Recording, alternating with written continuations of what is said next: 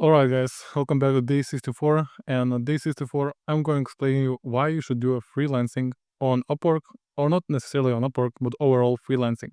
So I started my journey when I was 17 years old in e-commerce, and I always wanted to basically fast track the process, and if only I would focus on freelancing at first and then go to my own business, I would be so far ahead.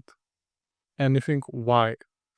Because when you do freelancing, it's everything is basically the same. When you do e-commerce, the product is something else, right? But when doing Upwork or freelancing, you are selling yourself.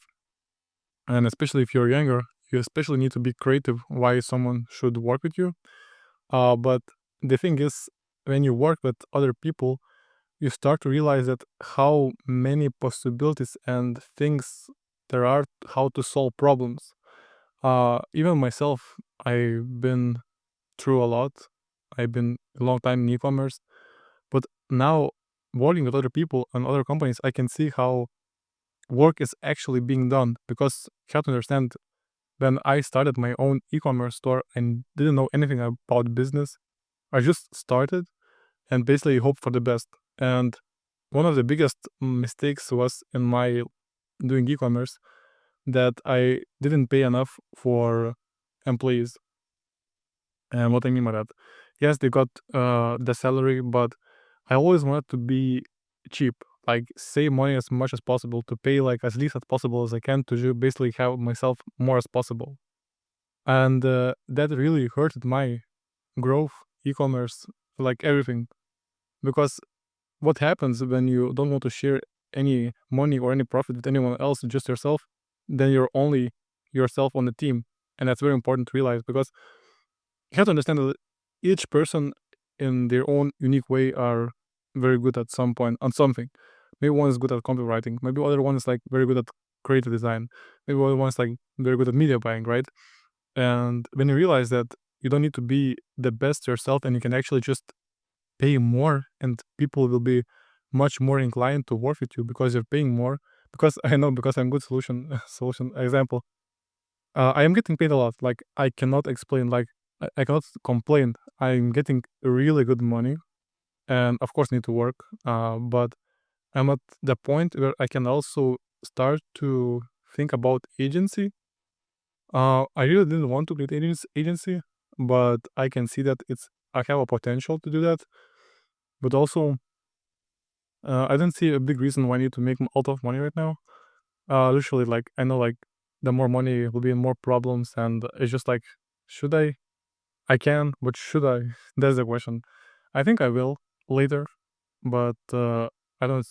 Oh yeah, also when you do freelancing, you'll meet a lot of people who are not just going to be your clients. They could also be potentially your business partners, because if you're doing good work and if they like you, they're going to offer you not only just more money but more opportunities. You're going to find out, for example, if I would start media buying, right? And I will know a lot about media buying, I would be like a junior media buyer. And if I go to like a big company who spends like 10 to 20K a day on ads, I instantly upgrade my skill set to very high level, because I can see how everything works, how the funnels being built, how it's being tracked, everything. Even like company I work with, they have like a Notion where like everything's written, like everything you need to know about media buying, about e-commerce, about sales. If I would get this when I was like 18, 19 years old, I would be so far ahead, like so far ahead. And I'm not that far ahead because I was stingy. I wanted everything for myself. I was not open-minded. I didn't want to learn too much. I just how to make now money, how to basically trick person to buy some shitty product they don't need, and just get money. Just now, no, no, no. And that's one of the reasons I stopped doing dropshipping.